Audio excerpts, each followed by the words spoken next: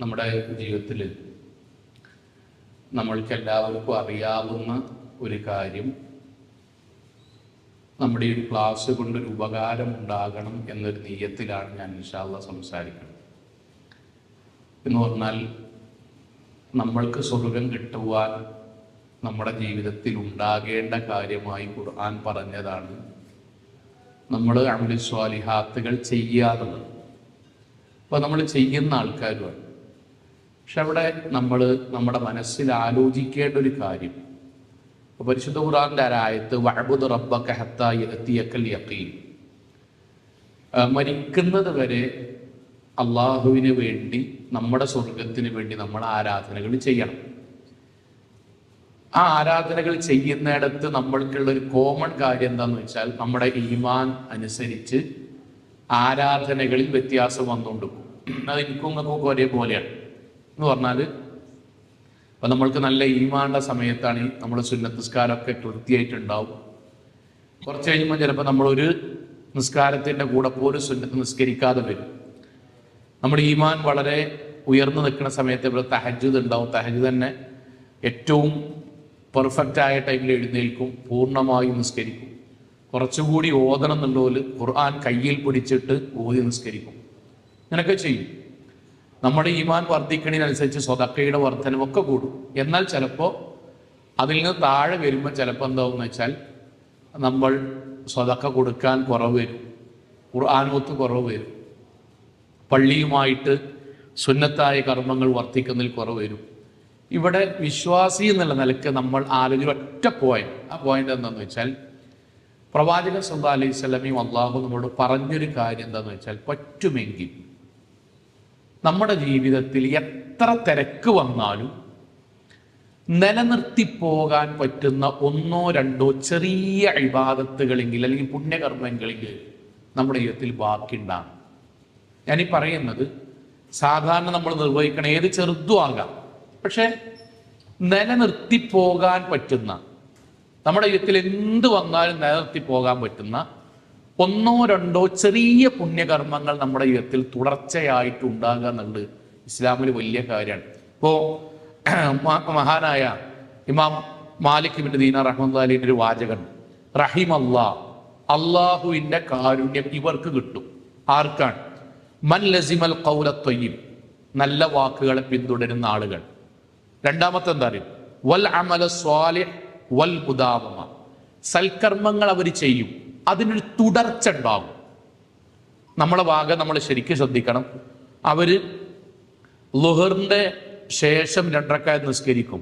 ചിലപ്പോൾ അത് മാത്രമേ നിസ്കരിക്കുള്ളൂ സുന്നത്തായിട്ട്. പക്ഷെ അത് അവര് മരിക്കണത് വരെ അവർ കൊണ്ടുപോകും. അവർക്ക് അള്ളാഹിന്റെ അനുഗ്രഹം ഉണ്ടാകണം, അവർക്ക് അള്ളാഹുവിന്റെ അനുഗ്രഹം ഉണ്ടാവും. ചിലപ്പോൾ ഒരാഴ്ചയിൽ 100 പേർക്കും പള്ളിക്കൊക്കെ ജുമാക്ക് ശേഷം സ്വതക്ക കൊടുക്കുന്നുണ്ടാകുക. അത് അവര് മനസ്സിൽ നിയത്താക്കി എല്ലാ ആഴ്ചയിലും കൊടുക്കും. അതിന് അള്ളാഹുവിന്റെ പക്കൽ മറ്റുള്ള അമലുകളെക്കാൾ കൂടുതൽ പ്രവർത്തനത്തിന് കൂലി ഉണ്ടാവും. ഇത് നമ്മുടെ മനസ്സിൽ ഉണ്ടാകേണ്ട ഒരു കാര്യമാണ്. പ്രവാചകൻ സല്ലല്ലാഹു അലൈഹി വസല്ലമന്റെ ഹദീസിൽ വന്നൊരു സംഗതി ഉണ്ട്. പ്രവാചകനോട് ചോദിക്കേണ്ട, പ്രവാചകരെ, സൽപ്രവർത്തനങ്ങളെ പറ്റി ഞങ്ങൾക്കൊന്ന് പറഞ്ഞുതരും. അപ്പം പ്രവാചകന്റെ വാക്കിട്ടോ, വക്കാന അഹബ്ബുദ്ദീൻ ഇലൈ മാ ദാമ അലൈഹി സ്വാഹിബുഹു, പടച്ചോന്റെ പക്കല് ഏറ്റവും ഇഷ്ടപ്പെട്ട നമ്മുടെ പ്രവർത്തനം എന്നുള്ളത് ഏറിയും കുറഞ്ഞുള്ള പ്രവർത്തനമല്ല. ഇപ്പൊ നമ്മൾ ചെയ്യുന്നത് അതാണ്, ഞാനും നിങ്ങളും ചെയ്യുന്ന പ്രവർത്തനം അതാണ്. അതിൽ കൂലി ഉണ്ട് കേട്ടോ. പക്ഷെ അതിനേക്കാളും കൂലി എന്ന് പറഞ്ഞാൽ, ഇപ്പൊ ഞാൻ ളുഹറിന് മുമ്പിലും ബാക്കിൽ 2 റക്അത്ത് നിസ്കരിച്ചു, സുബൈന്റെ മുന്നേ നിസ്കരിച്ചു, മഗ്‌രിബിന് ശേഷം നിസ്കരിച്ചു, ഇങ്ങനെ നിന്നു. പിറ്റേ ദിവസം ചിലത് നിസ്കരിച്ചു, ചിലത് നിസ്കരിച്ചില്ല. അതിന്റെ പിറ്റേ ദിവസം ഞാൻ കംപ്ലീറ്റ് നിസ്കാരം നിർവഹിച്ചു, അതിനിടയ്ക്ക് തഹജ്ജുദ് നിസ്കരിച്ചു. ഇതിനേക്കാൾ അള്ളാഹ്ക്ക് ഇഷ്ടം എന്താ അറിയോ? ഏതെങ്കിലും 2 റക്അത്തോ ഏതെങ്കിലും 4 റക്അത്തോ സുന്നത്ത് തുടർച്ചയായി നിസ്കരിക്കലാണ് പടച്ചോന്റെ പക്കൽ ഏറ്റവും പുണ്യം. ഇത് നമ്മൾ തിരിച്ചറിയാം. ആ തിരിച്ചറിയുമ്പോൾ എന്തുണ്ടാവും അറിയോ? നമുക്കൊരു പ്ലാൻ ഉണ്ടാവും, ഏതാ നമുക്ക് ചെയ്യാൻ പറ്റുക. അതിൽ ആഴ്ച ചെയ്യാൻ പറ്റുന്നുണ്ടാവും, ദിവസത്ത് ചെയ്യാൻ പറ്റുന്നുണ്ടാവും, 2 ആഴ്ച കൂടുമ്പോൾ ചെയ്യാൻ പറ്റുന്നുണ്ടാവും, മാസത്തിൽ ചെയ്യാൻ പറ്റുന്നുണ്ടാവും. ഇപ്പോൾ ഉദാഹരണമായിട്ട് പറയാൻ, എല്ലാ ദിവസവും 10 ആയത്ത് ഖുർആൻ ഓതുക എന്നുള്ളതാണ് ഒരു ദിവസം ഓതുക, ഒരു ദിവസം ഒരു ജുസ് ഓതുക, 2 ദിവസം ഓതാതെക്കുക, വേറെ ദിവസം പകുതി ജുസ് ഓതുക എന്നതിനേക്കാളും അള്ളാഹിൻ്റെയൊക്കെ കൂലി. ചിലപ്പോൾ നമ്മൾ ഒരാഴ്ചയിൽ കൂട്ടി വന്നാൽ നമ്മൾ ഏറ്റവും കൂടുതൽ ഓതിയിട്ടുണ്ടാകുക ഈ ഏറിയും കുറഞ്ഞ സമയത്തേക്കാരം. പക്ഷെ അതിനേക്കാളും കൂലി ഉണ്ടാകുക നമ്മൾ സ്ഥിരം നിലനിർത്തിക്കൊണ്ടുപോകുന്ന നന്മക്കാണ്. അങ്ങനെ നമ്മൾ നന്മ നിലനിർത്തിക്കൊണ്ടുപോയാൽ ഹദീസുകളിൽ വന്ന, ഖുർആനിൽ വന്ന 4-5 കാര്യങ്ങളുണ്ട്. ആ 4-5 കാര്യങ്ങൾ മാത്രം പറയണേ നമ്മൾക്ക് അങ്ങനെ ഒരു അമല് നിലനിർത്താൻ നമ്മൾ പ്രേരിതമാകണമെന്ന് പറയാനാണ്. ഒന്നാമത്തെ കാര്യം, നമ്മൾ അങ്ങനെ ഏതെങ്കിലും ഒരു അമൽ നിലനിർത്തിയാൽ ഒന്നാമത്തത് അള്ളാഹുവിൻ്റെ പ്രവാചകന്റെയും ഇഷ്ടം നമ്മൾക്ക് ലഭിക്കുന്നതാണ്. ഇപ്പൊ നമ്മൾ എന്തിനാണ് ക്ലാസ്സിന് വന്നത്, എന്തിനാ നമ്മൾ ജുമാക്ക് പങ്കെടുക്കണത്, എന്തിനാ നമ്മൾ മുസ്ലിമായി ജീവിക്കണം? ഒറ്റ കാര്യമുള്ളൂ, അള്ളാഹിന്റെ റസൂലുള്ളാഹിന്റെ ഇഷ്ടം ഉണ്ടാകാൻ. അള്ളാഹു നമ്മൾക്ക് നൽകുമാറാകട്ടെ. സഹോദരങ്ങളെ, അത് ലഭിക്കുന്നതുമായി ബന്ധപ്പെട്ട് പ്രവാചകന്റെ വാക്കെന്താ അറിയും? അഹബ്ബുൽ അഅ്മാലി ഇലല്ലാഹി തആല, പടച്ചോന്റെ പക്കൽ ഏറ്റവും അള്ളാഹ് ഇഷ്ടപ്പെടുന്ന പ്രവർത്തനം അദ്വമുഹ വ ഇൻ ഖല്ല, നിലനിർത്തുന്ന പ്രവർത്തനമാണ്, അതെത്ര കുറവാണെങ്കിലും. ഇപ്പൊ നമ്മുടെ കൂട്ടത്തിൽ ഒരാള് എല്ലാ ആഴ്ചയിൽ ഒരു ദിവസം ദുഹ നിസ്കരിക്കാൻ വേണ്ടി തീരുമാനിക്കുന്നതാണ്. മാസത്തിൽ ഒരു മാസം മൊത്തമായിട്ട് ദുഹ നിസ്കരിച്ചു, അടുത്ത മാസം ദുഹ നിസ്കാരം ഒഴിവാക്കി, പിറ്റത്തെ മാസം മൊത്തമായിട്ട് നിസ്കരിക്കുക എന്നതിനേക്കാളും അള്ളാന്റെ കൂലി. 2 ആഴ്ചയിൽ ഒന്നാണ് തീരുമാനിച്ചെങ്കിൽ അതിനാണ് കൂലി. രാവിലെ നമ്മൾ പള്ളിക്കൊക്കെ നടക്കുമ്പോഴോ പള്ളിക്കൊന്ന് ജമാഅത്ത് കഴിഞ്ഞ് വരുമ്പോഴോ ഒരു 10 വട്ടം നമ്മൾ സുബ്ഹാനല്ലാഹ്, അൽഹംദുലില്ലാഹ്, ലാ ഇലാഹ ഇല്ലല്ലാഹ് എന്ന് നമ്മൾ ബോധപൂർവം എന്നും ഒരു അമല് ചെയ്താൽ അത് പടച്ചോന്റെന്ന് അള്ളാഹുവിന്റെയും പ്രവാചകന്റെയും ഇഷ്ടം നമ്മൾക്ക് കിട്ടുവാൻ കാരണമാകും. ആയിഷ റളിയല്ലാഹു അൻഹയുടെ അടുക്കലേക്ക് അൽഖമ റളിയല്ലാഹു അൻഹു എന്നിട്ട് ചോദിക്കുന്നുണ്ട്, യാ ഉമ്മുൽ മുഅ്മിനീൻ കൈഫ കാന അമലു നബി സല്ലല്ലാഹു അലൈഹി വസല്ലം, നബിന്റെ പ്രവർത്തനം എങ്ങനെയായിരുന്നു? എന്നിട്ട് നമ്മൾ ചോദിക്കണം, അതേ ചോദ്യം ചോദിക്കണേ, ഹൽ കാന യഖുസ്സു ശൈഅൻ മിനൽ അയ്യാം, നബി ചില ദിവസങ്ങളിൽ മാത്രം സജീവമായി, ഇപ്പൊ റമദാൻ വരുമ്പോൾ ഭയങ്കര സജീവമായി, അറഫ നോമ്പിന്റെ ആ സമയത്ത് ഭയങ്കര സജീവമായി, പിന്നെ ഇങ്ങനെ താഴ്ത്തിട്ട് അങ്ങനെയാണോ നബി ചെയ്തിരുന്നത്? അപ്പൊ നമ്മളൊക്കെ അങ്ങനെ വരല്, ഞാനത് കുറ്റായിട്ടല്ല, എനിക്ക് കൂലിണ്ട് കേട്ടോ. പക്ഷെ നബിൻ്റെത് അങ്ങനെ ആയിരുന്നോ? കാരണം നബിൻ്റെതാണല്ലോ നമുക്ക് മാതൃക.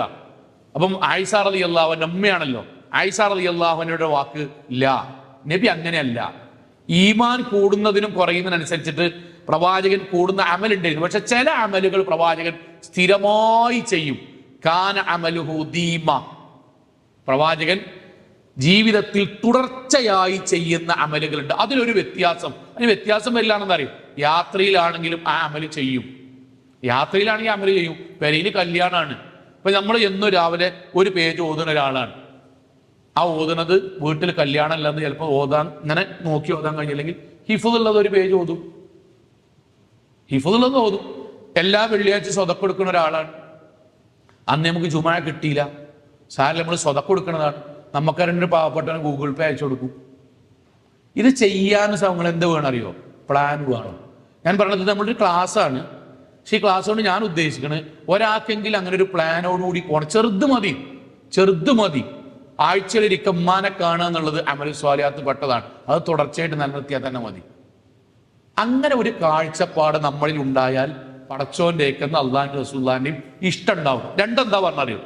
2, തെറ്റിന്റെ സാഹചര്യം പടച്ചോൻ അങ്ങനെ ജീവിക്കുന്നവർക്ക് ഒഴിവാക്കി കൊടുക്കും. നമ്മളിന്ന് അനുഭവിക്കണ, പ്രത്യേകിച്ച് ദീന് കേൾക്കുന്ന നമ്മളിന്ന് അനുഭവിക്കുന്ന ഏറ്റവും വലിയ പ്രശ്നം എന്താ വെച്ചാൽ നമ്മൾ രണ്ടും ഇടകലർന്ന് ജീവിക്കാൻ കഴിയുന്നതാണ്. നമ്മൾ പള്ളിക്കും പോകും, കുറച്ച് കഴിഞ്ഞാൽ പള്ളിക്കൊക്കെ നമുക്ക് പോകാൻ ഒരു ചങ്ങായിമാരുണ്ടാവും, അത് കഴിഞ്ഞാൽ സിനിമകൾക്ക് പോകാൻ അടുത്ത ചങ്ങായിമാരുണ്ടാവും. രണ്ടും ഒരേപോലെ പോകും. ഖുർആൻ ഓതുന്ന അതേ കണ്ണുകൊണ്ട് അടുത്ത ആഴ്ച പിന്നെ സോഷ്യൽ മീഡിയയിൽ തോന്നിയാസം കണ്ടു. രണ്ടും ഒരേ കണ്ണാണ്. നമ്മൾ രണ്ടും ഒരുപോലെ പോന്നു. സ്വതക്കൊടുക്കണ പൈസയിൽ നിന്ന് തന്നെ സ്വതക്കൊടുക്കണ അതേ കീശയിൽ നിന്ന് പൈസയിൽ നിന്ന് തന്നെ നമ്മൾ പലിശ മറ്റുള്ള സംഗതിക്കും പൈസ ചെലവാക്കുകയാണ്. ഞാൻ പറഞ്ഞു ഒരേപോലെ നന്മയോടൊപ്പം തിന്മ കലരുകയാണ്. എന്നാൽ നന്മ തുടർച്ചയായി ചെറുതാണെങ്കിലും നമ്മൾക്ക് ചെയ്യാൻ കഴിയുന്ന ഏതെങ്കിലും ചെറുത്, ദുഹാ നിസ്കാരാകാം, സുന്നത്ത് നിസ്കാരാകാം, ഖുർആൻ പാരായണാകാം, 10 സുബ്ഹാനല്ലാഹ്, കുടുംബ സന്ദർശനാകാം, ദിക്റുകളാകാം, എന്താണോ ചെയ്യാൻ പറ്റുന്നത് ആ കാര്യം തുടർച്ചയായി ചെയ്യുന്ന ഒരാൾക്ക് അല്ലാഹു തെറ്റ് ചെയ്യുന്ന സാഹചര്യം അള്ളാഹു ഒഴിവാക്കി തരും. പടച്ചവനാണുള്ളത് ഒഴിവാക്കി തരണ്ടേ. നബിന്റെ ഹദീസ്, മാ യസാലു അബ്ദി യതഖറബു ഇലയ്യ ബിന്നവാഫിൽ ഹത്താ ഉഹിബ്ബുഹു, ഒരാൾ തുടർച്ചയായി പടച്ചോൻ ഇഷ്ടപ്പെട്ട രൂപത്തിൽ ചെറിയതാണെങ്കിലും ഒരു അമലിങ്ങനെ ചെയ്ത് തുടർച്ചയായി വന്നാൽ അള്ളാഹ് പറയാൻ ഞാൻ അവനെ ഇഷ്ടപ്പെടും. ഇഷ്ടപ്പെട്ടാൽ അള്ളാഹുവിന്റെ പ്രവാചകൻ പറഞ്ഞ വാക്ക് കുൻതു സംഅഹുല്ലദീ യസ്മഉ ബി, പിന്നെ അവന്റെ ചെവി, നമ്മൾ കേട്ട ഹദീസാണ്, ഞാൻ കേൾക്കുന്ന ചെവിയായി മാറും. അതെന്താന്ന് പറയാം.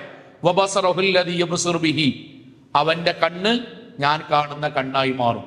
വയദഹുല്ലദീ യബ്തിശു ബിഹി വരിജ്ലുഹുല്ലദീ യംശി ബിഹാ, അവന്റെ കയ്യും കാലുകളും എനിക്കിഷ്ടമുള്ളതുപോലെ ആയി തീരും. അതിന്റെ അർത്ഥം വഇൻ സഅൽതനി അഅതൈതഹു, അവൻ എന്തെങ്കിലും ചോദിച്ചാൽ ഞാൻ അവന് ഉത്തരം കൊടുക്കും. അതിന്റെ അർത്ഥം എന്താ നമ്മളെ? അള്ളാഹുവിന് ഇഷ്ടപ്പെട്ട കണ്ണാകുക, അള്ളാഹുവിന് ഇഷ്ടപ്പെട്ട ചെവിയാകുക, അള്ളാഹുക്ക് ഇഷ്ടപ്പെട്ട കയ്യും കാലാവുക. കാരണം അതിന്റെ അർത്ഥം എന്താ അറിയും? ഒറ്റ കാര്യമുള്ളൂ, ആ ചെവിയിലേക്ക് അള്ളാഹ് നിരോധിച്ച കാര്യങ്ങൾ കേൾക്കാത്ത വിധം അള്ളാഹു ഹറാമെന്ന് നമ്മുടെ ചെവിനെ മാറ്റും. അള്ളാഹുവിന്റെ കണ്ണാകുക എന്ന് പറഞ്ഞതിന്റെ അർത്ഥം എന്താ അറിയും? ആ കണ്ണിലൂടെ പടച്ചോൻ ഇഷ്ടമല്ലാത്ത കാര്യങ്ങൾ കാണുന്നത് അള്ളാഹ് തടയും. അള്ളാഹുവിന്റെ കയ്യും കാലാവുക പറഞ്ഞാൽ അള്ളാഹ്ക്ക് ഇഷ്ടമല്ലാത്ത സ്ഥലത്തിലേക്ക് നടക്കാനും അള്ളാഹ്ക്ക് ഇഷ്ടമല്ലാത്ത സാധനം വാങ്ങാനും നമ്മുടെ കയ്യിനും കാലിനും പടച്ചോൻ അങ്ങനത്തെ ഒരു അന്തരീക്ഷം അല്ലാതെ ആക്കും. പക്ഷെ അതിനെന്ത് വേണം വെച്ചാൽ നമ്മൾക്കൊരു ഇതുപോലെ ഒരു പ്ലാൻ ഉണ്ടാകണം. ഇപ്പൊ നമ്മൾ ഒരാൾ തീരുമാനിക്കാൻ, ജീവിതത്തിൽ ഒരാൾ തീരുമാനിക്കാൻ, ഞാൻ നേരത്തെ പറഞ്ഞ പോലെ ആഴ്ചയിൽ ഒരിക്കൽ ദുഹ നിസ്കരിക്കുക. ആഴ്ചയിൽ ഒരിക്കൽ എല്ലാ വെള്ളിയാഴ്ച രാവിലെ, അല്ലെങ്കിൽ നമുക്ക് ഒഴിവുള്ള, ഇവിടെ ഏറ്റവും മൈന്യൂട്ടായിട്ടാണ് പറഞ്ഞത്. എന്നൊന്ന് പറയുന്ന പകരം ഞാൻ പറയണേ നിലനിർത്താൻ സൗകര്യത്തിന് പറയണേ, എന്നൊന്നുള്ളതിന് പകരം നിലനിർത്താൻ സൗകര്യത്തിന് എല്ലാ ഞായറാഴ്ചയും നമ്മളൊരു 9:30 ഒരു 11:30 ഇടയ്ക്ക് നമ്മൾ ദുഹ നിസ്കരിക്കുകയാണ്. ഇനി 2 2 4 4 എന്ന് തീരുമാനിച്ചാൽ പ്രവാചകന്റെ വാക്കെന്താ അറിയോ? പ്രവാചകന്റെ ദീർഘമായ ഹദീസ് ഉണ്ട്.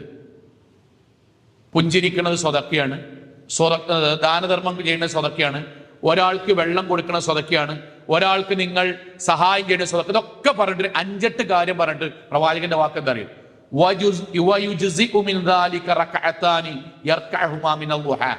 ഈ പറഞ്ഞ മുഴുവൻ സ്വതക്കകൾക്കും പകരമാകും ഒരാൾ 2 റക്അത്ത് ദുഹ നിസ്കരിച്ചാൽ. അപ്പൊ അത് നമ്മൾ എന്ത് ചെയ്താൽ മതി എന്ന് വെച്ചാൽ ആഴ്ചയിൽ ഒന്നെങ്കിലും മരിക്കം വരെ നിലനിർത്താൻ തീരുമാനിച്ചാൽ മതി. ചിലപ്പോൾ ആ ദിവസം ഈ ആഴ്ചയിൽ ചിലപ്പം നമ്മൾ സ്ഥിരമായിട്ടൊരു ഞായറാഴ്ച ആണെങ്കിൽ ഇന്ന് ഞായറാഴ്ച എന്തെങ്കിലും കഴിഞ്ഞില്ല, മറന്നുപോയി, തിങ്കളാഴ്ച നിസ്കരിച്ചാൽ മതി. പക്ഷെ ആഴ്ചയിൽ 1 എന്നുള്ളത് നമ്മൾ ക്ലിപ്തപ്പെടുത്തണം. അതെന്താ? ഇപ്പൊ എനിക്ക് ഓർമ്മയുള്ളൊരു സഹോദരനുണ്ട്. അപ്പൊ അദ്ദേഹം പാവം ആളാണ്, വളരെ പാവമാണ്. അപ്പൊ അദ്ദേഹം അതിന് ചെയ്ത സൽക്കർമ്മം എന്താ അറിയും? ഞങ്ങളെ പള്ളിയുണ്ട്. അപ്പൊ അദ്ദേഹത്തിന് ഈ കാലിന് സ്വാധീനക്കുറവുള്ള ആളാണ്. അപ്പൊ നമ്മൾ ഈ മിമ്പർമെന്ന് അമല സ്വാലിഹാത്തുകൾ വർദ്ധിപ്പിക്കുക, സ്വതക്ക വർദ്ധിപ്പിക്കുക എന്നൊക്കെ പറയുമ്പോൾ അദ്ദേഹത്തിന് ഭയങ്കര പൂതിയുണ്ട്. പക്ഷെ അദ്ദേഹത്തിന്റെ കാലുകൊണ്ട് എത്തിപ്പിടിച്ച് പോരാൻ കഴിയില്ല, നമ്മുടെ പ്രവർത്തനങ്ങൾക്ക് എത്തിപ്പെടാൻ കഴിയില്ല, ക്ലാസ്സുകൾക്ക് ഫുൾ ടൈം വരാൻ കഴിയില്ല. ചെറിയ കുടുംബം, ഈ തുണി അലക്കണ സാധനങ്ങൾ, ബാർ ഷോപ്പുകൾ, ഇതൊക്കെ ചെറിയൊരു പെട്ടിക്കട പോലെയൊക്കെ നടത്തുന്ന ജോലിയുള്ളൂ. അയിമൻ തന്നെ ആകെ 300 250 ആകെ കിട്ടുക. അതോട്ട് ജീവിച്ചു പോവുകയാണ്. അപ്പൊ എല്ലാ സമയത്തും ബാക്കിയുള്ള കാര്യത്തിന് കഴിയില്ല. അതിന് അദ്ദേഹം അമല് സ്വാലിഹാത്തുകൾക്ക് തുടർച്ച ഉണ്ടായാൽ പടച്ചോന്റെ കൂലി ഉണ്ടാവും, അതാണ് അള്ളാഹ്ക്ക് ഏറ്റവും ഇഷ്ടം എന്ന് കേട്ടപ്പം അദ്ദേഹം അതിന് തെരഞ്ഞെടുത്തൊരു വഴി എന്താ അറിയോ? അത്ഭുത. ശരിക്ക് ഞാൻ എന്താ പറഞ്ഞത്, നമ്മൾ പ്ലാൻ ചെയ്താൽ കിട്ടും. അദ്ദേഹം എന്താണെന്ന് വെച്ചാൽ വെള്ളിയാഴ്ച പള്ളി ക്ലീൻ ആക്കുന്ന ആള് വരുമ്പോഴേക്കും അദ്ദേഹം പള്ളി മൊത്തം ക്ലീൻ ആക്കി ഉണ്ടാവും. ചെറിയൊരു പള്ളിയാണ്. അപ്പം അതൊരു നമ്മളിങ്ങനെ ജുമഅക്ക് വന്നപ്പോൾ പള്ളി ഫുള്ള് ക്ലീൻ ആക്കി എന്ന് പറഞ്ഞാൽ ഒരു സാധാരണ ക്ലീൻ ആക്കുന്നതിൽ പുറമെ വെള്ളിയാഴ്ച ഒരു സ്പെഷ്യൽ ക്ലീൻ ആക്കുന്നുണ്ട്. അതിനൊരു 10:30 ആകുമ്പോൾ ക്ലീൻ ആക്കുന്ന ആള് വരും. 10:30 ആയപ്പോഴേക്കും പള്ളി ഏകദേശം ക്ലീനായി, പെനോയിലൊക്കെ ഒഴിച്ച് നമ്മുടെ അത്തർ പോലത്തെ സാധനമൊക്കെ. ഇപ്പൊ ഇത് 2-3 ആഴ്ചയപ്പോ അങ്ങനെ ആൾക്കാർക്കിടയിൽ ആരാപ്പത് അങ്ങനെ ഒരു 9-9:30 മണി സമയത്ത് എത്തിയപ്പോണ്ട് ഈ സാധു ചെറുപ്പക്കാരനാണ്. അദ്ദേഹം ഒരു കയ്യില് വടി ഇങ്ങനെ കുത്തിയിട്ട് കൊക്കി ചാടി, ഒരു കവറിലുണ്ട് പെനോയിലിന്റെ ഒരു കുപ്പിയും ചെറിയ ബ്രഷും ഇതൊക്കെ ഇട്ട് പള്ളിന്റെ ഓരോ ഭാഗം അദ്ദേഹം ഇങ്ങനെ ക്ലീൻ ആക്കി. കാരണം ആ സമയത്ത് അധികം ആൾക്കാർ പള്ളിയിൽ ഉണ്ടാവില്ല. ക്ലീനാക്കി തുടക്കണ പള്ളിക്കത്തെ സാധനം എടുത്ത് ക്ലീനാക്കി, ബാത്റൂം ഭാഗം ക്ലീനാക്കി. ഒരു മണിക്കൂർ കൊണ്ട് അദ്ദേഹം ഏകദേശം മിമ്പർമൊക്കെ അദ്ദേഹം ഇങ്ങനെ ഇത് പിടിച്ചാണ്ട് ഇങ്ങനെ കൊക്കി ചാടിയാണ്. ഒരു കാലിന് സ്വാധീനക്കുറവാണ്. കയറി ഇങ്ങനെ വൃത്തിയാക്കി അദ്ദേഹം ഒരു 10:30 ആ ഒരു സമയമാകുമ്പോൾ ഇങ്ങനെ ഇറങ്ങിപ്പോകണം, ആരും കാണാനില്ല, പറയാനില്ല. അപ്പൊ സ്വാഭാവികമായിട്ട് കണ്ടപ്പോ നമ്മളിങ്ങനെ അല്ല നിങ്ങളെന്തിനാ അപ്പൊ ഇത് ചെയ്യണേ? അദ്ദേഹം പറഞ്ഞ വാചകതാണ്, നമ്മൾ ഇതിനേക്കാൾ അനുഗ്രഹം കിട്ടിയവരാണല്ലോ. അദ്ദേഹം പറഞ്ഞ വാക്ക് നിങ്ങൾ മിമ്പർമെന്ന് ഓരോ സൽക്കർമ്മങ്ങൾ ചെയ്യാൻ പറയുമ്പോഴും ഇന്നെക്കാളും പ്രായം കുറഞ്ഞ എത്രയോ മക്കൾ ഇതൊക്കെ ചെയ്യുന്നുണ്ട്.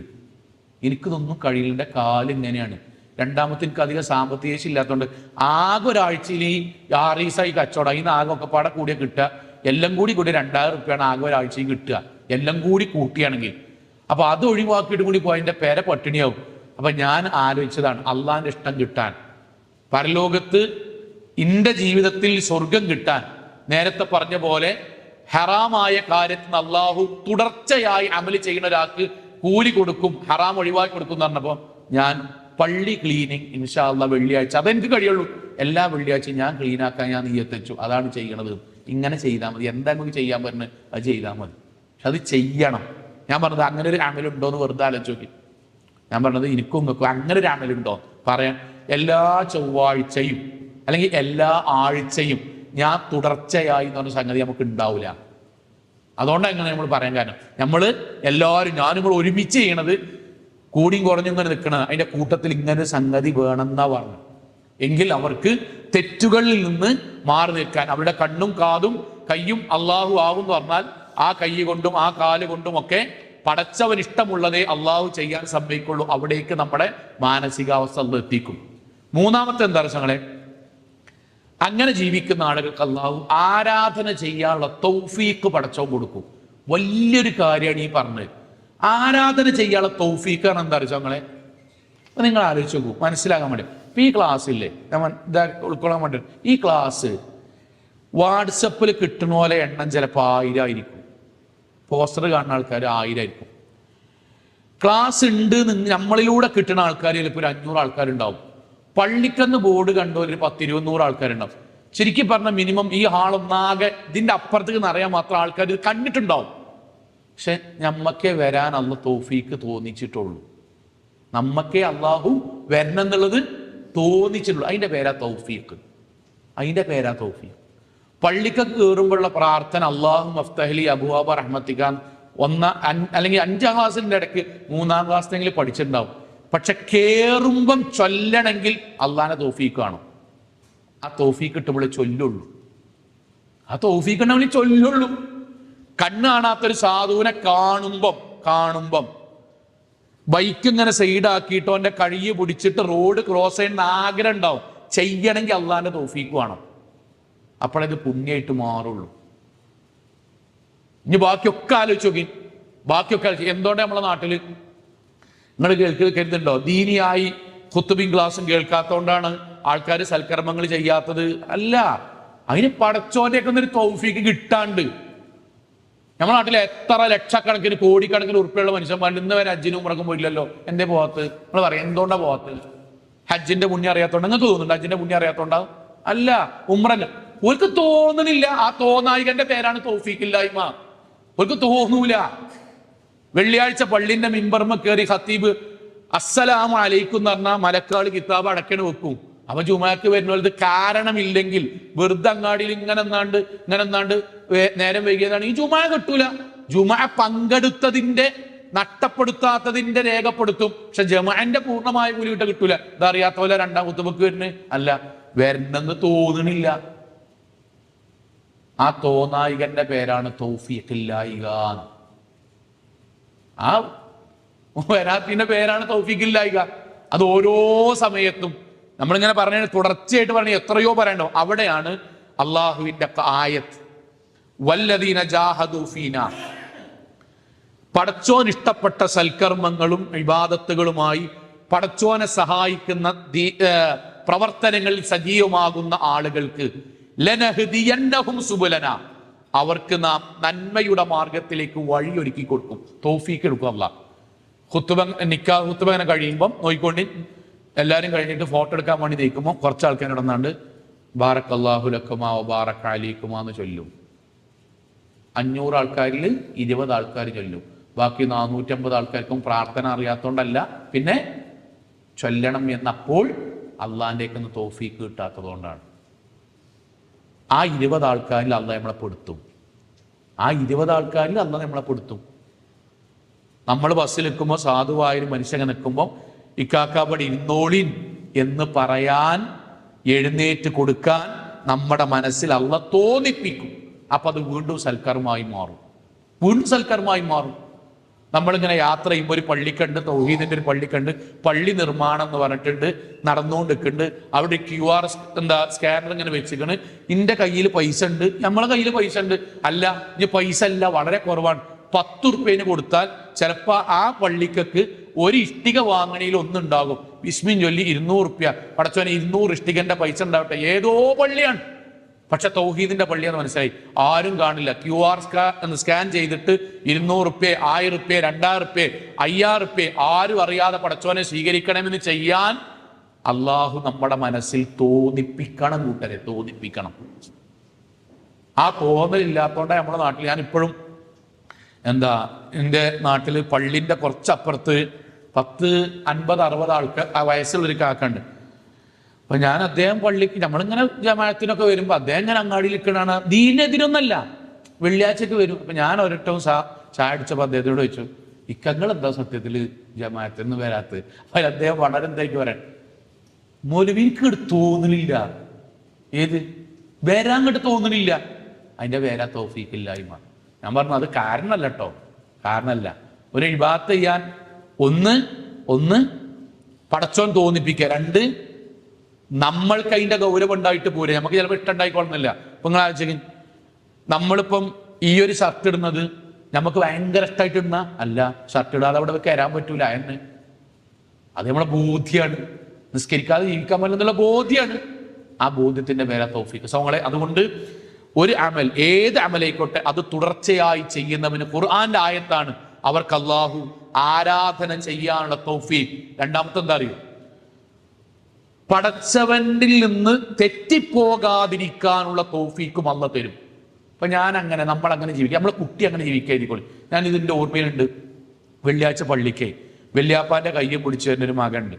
ഓന്റെ സ്കൂള് നമ്മുടെ നാട്ടില് മാപ്പിള സ്കൂളായതുകൊണ്ട് വെള്ളിയാഴ്ച ഒഴിവാണ്, ഖുതുബക്ക് ഉണ്ടാവും.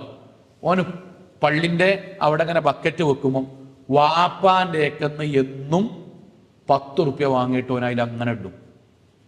ഞാൻ വന്നിട്ട് പറഞ്ഞു വെക്കുന്നത്, വാപ്പാനോട് ഞാൻ എപ്പോഴും പറയും, വാപ്പ 10 ഉറുപ്പ്യ എനിക്ക് തരണം.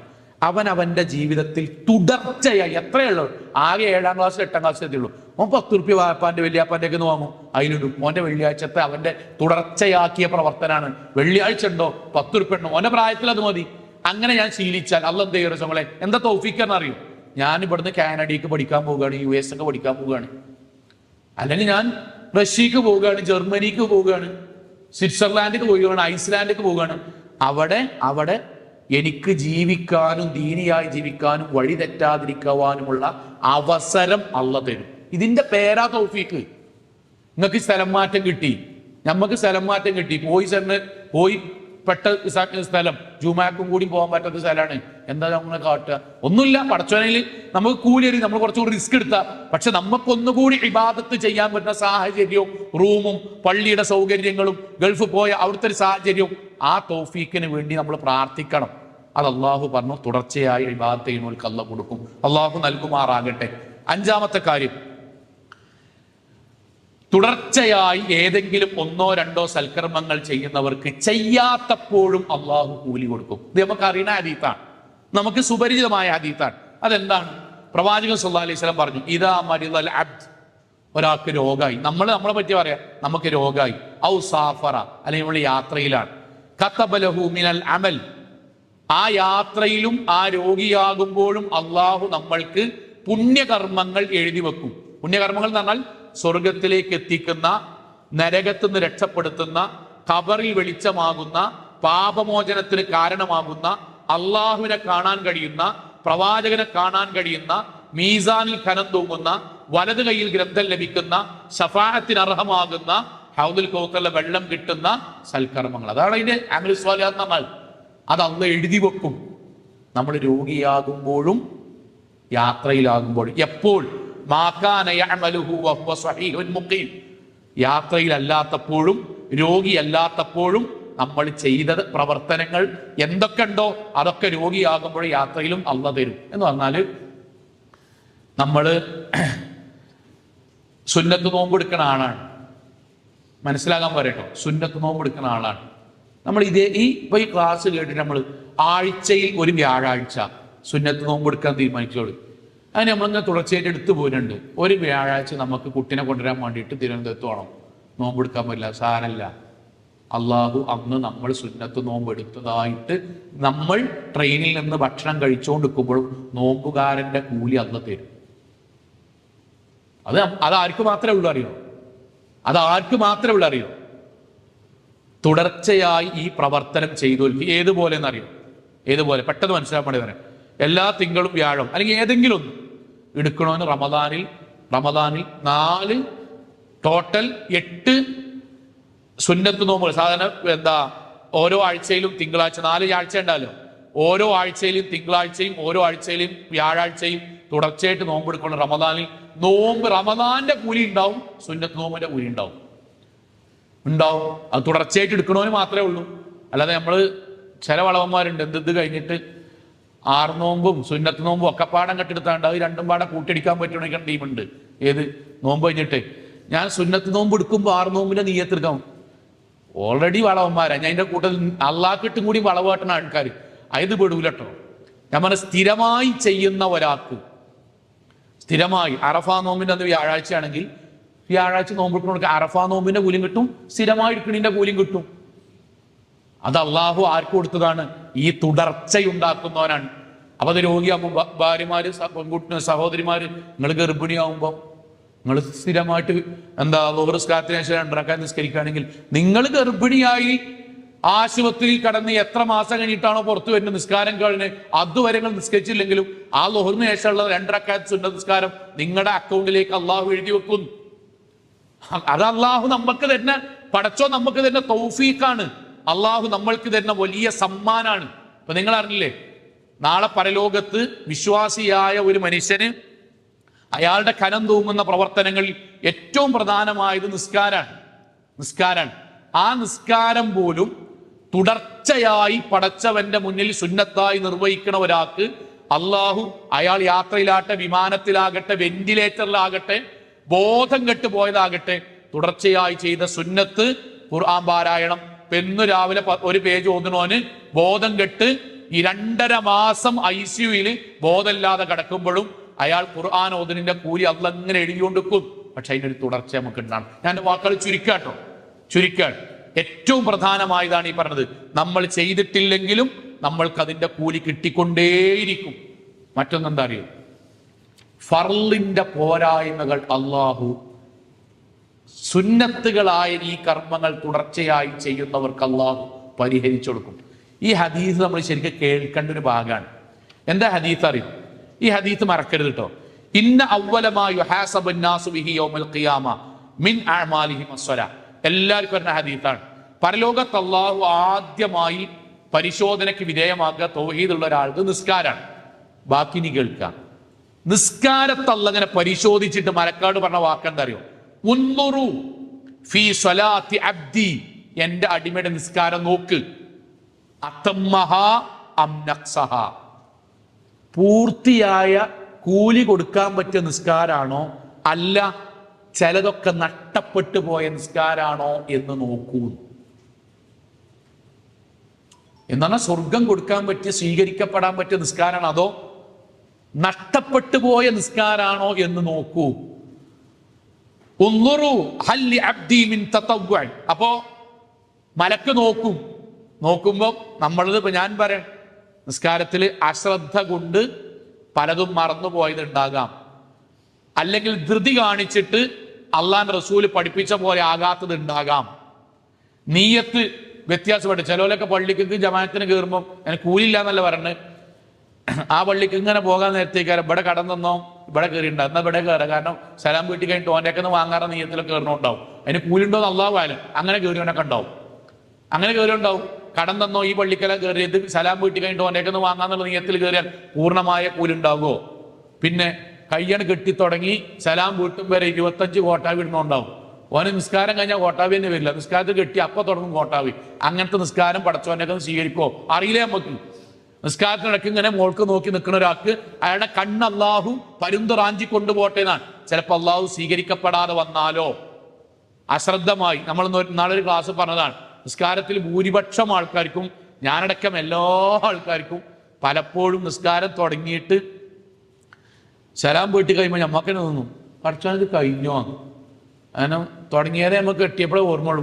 സംഗതിയൊക്കെ തല്ലിയിട്ടുണ്ടാവും, പക്ഷെ നമ്മൾ ആ ഓളത്തിൽ പലതും ശ്രദ്ധയോടുകൂടി ആവില്ല. ഈ നിസ്കാരത്തിലെ പടച്ചോ സ്വീകരിച്ചെങ്കിലല്ലേ സുഖങ്ങളെ നമുക്ക് കൂലുണ്ടാവുള്ളൂ പരലോകത്ത് ഒന്നാമത്തെ ചോദ്യത്തിന്. അപ്പൊ നമ്മളത് ചില നിസ്കാരങ്ങൾ നമ്മളത് പൂർണ്ണമല്ല എന്ന് കണ്ടാൽ കൂലില്ലല്ലോ, കൂലില്ല എന്ന് മാത്രമല്ല ഫർളായ നിസ്കാരാണിത്. ഇത് നമ്മൾ ശരിക്കും ശ്രദ്ധിക്കണം കേട്ടോ. ഫർളായ നിസ്കാരത്തിൽ പോരായ്മ ഉണ്ടെങ്കിൽ അത് സ്വീകരിക്കൂലെങ്കിൽ എന്താ, ഫർള് ഒഴിവാക്കിന്റെ കുറ്റ കിട്ടുക. അപ്പൊ അള്ളാഹു വെച്ചൊരു മറുമരുന്ന് എന്താ അറിയോ, ആരുടെ നിസ്കാരാണോ പോരായ്മ ഉള്ളത് അവർ ഏതെങ്കിലും സുന്നത്തുകൾ തുടർച്ചയായി ചെയ്തിട്ടുണ്ടോ നോക്കൂ. അപ്പൊ മലക്കാള് പറയണം, അതെ എല്ലാ ദിവസവും 10 ആയത്തൊരു സ്ഥിരം ഓതുന്നോലാണ്, ആഴ്ചയിലൊരിക്കൽ അള്ളാന്റെ പേരിൽ ഇത്ര റുപ്യ സ്വതക്ക കൊടുക്കാൻ നീയത്തെച്ച് ചെയ്യണോലാണ്. കുടുംബ സന്ദർശനത്തിന് രോഗികളെ എല്ലാ മാസവും ഒരു രോഗിനെ സന്ദർശിക്കണം എന്ന് നീയത്തെച്ച് ചെയ്യണോലാണ്. ഖുർആൻ പഠിക്കാൻ ആഴ്ചയിൽ ഒരു ദിവസം തുടർച്ചയായിട്ട് പോണോലാണ്. ഇതാണ് തുടർച്ച എന്നാണ്.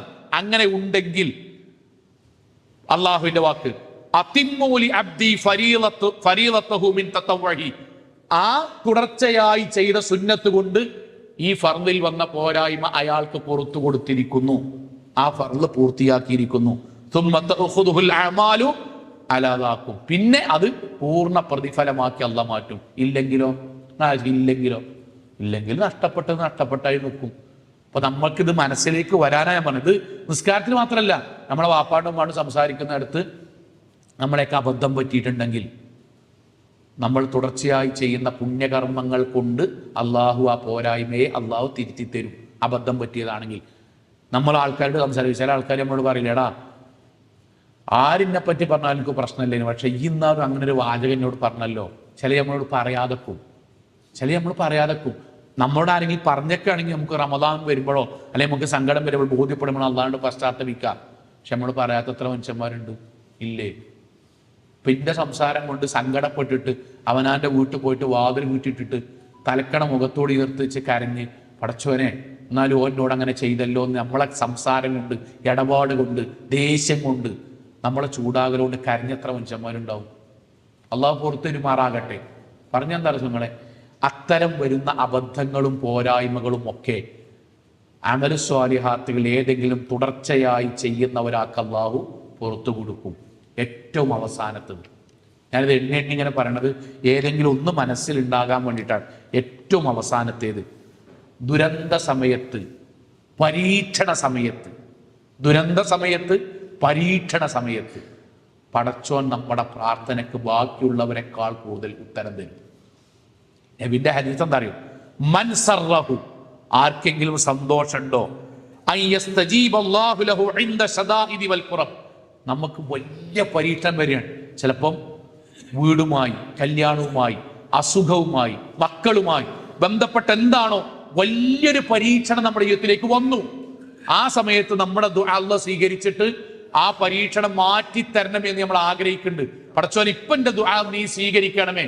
എന്റെ കുട്ടിതാ ആശുപത്രിയിൽ പേവാർഡിലാണ്, അവിടെ സർജറിക്ക് വിധേയമായി നിൽക്കുകയാണ്. ഡോക്ടർ പറഞ്ഞൊക്കെയാണ് കുട്ടി മഷി കുടിച്ചേക്കണ്, ചിലപ്പം മരിക്കാൻ സാധ്യത ഉണ്ട് എന്നുള്ളൊരു സമയം ഉണ്ടല്ലോ. ഇതാണ് കറാബ് എന്ന് പറഞ്ഞാൽ, ഇതാണ് ഷദാ എന്ന് പറഞ്ഞാൽ.